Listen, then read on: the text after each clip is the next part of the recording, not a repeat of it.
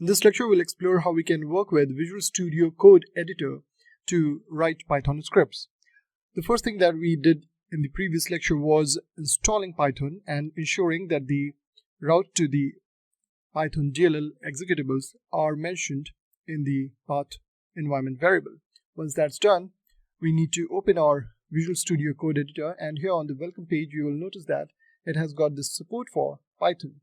So let's click on that, and here just click on OK. So now you have Python installed in your Visual Studio Code, and if you want to verify it, you can go to extensions, and here you'll see the list of extensions installed in this. There you go, we have Python extension installed in our Visual Studio Code.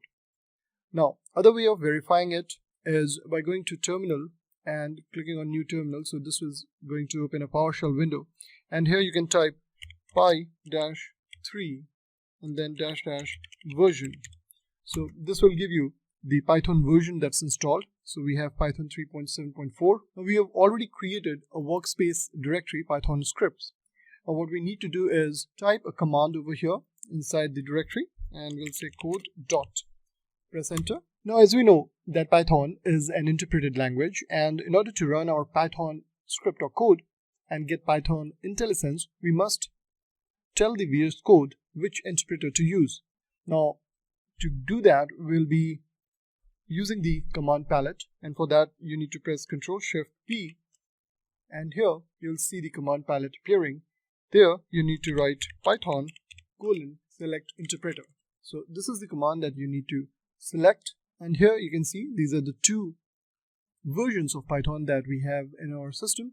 The one which we need to use is 3.7.4 32-bit. So select that. Now that we have our interpreter set, we'll now go ahead and create a new file over here, and we'll name this file, let's say, as hello world .py.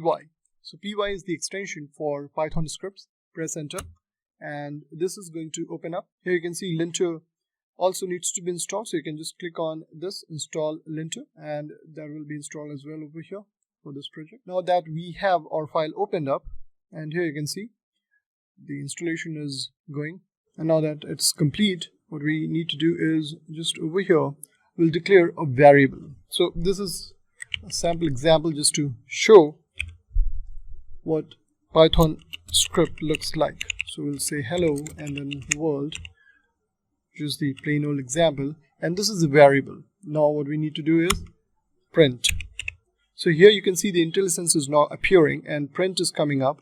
So here we'll say print, and whatever we need to print is going to be as a parameter over here inside this function. So we'll say message is what we need to print. Now as far as IntelliSense goes, we can see that if I go here and say msg dot, you will get all these string methods, because the variable msg is for now containing hello world, which is a string, and that's the reason why you see all these string methods appearing when I type msg dot.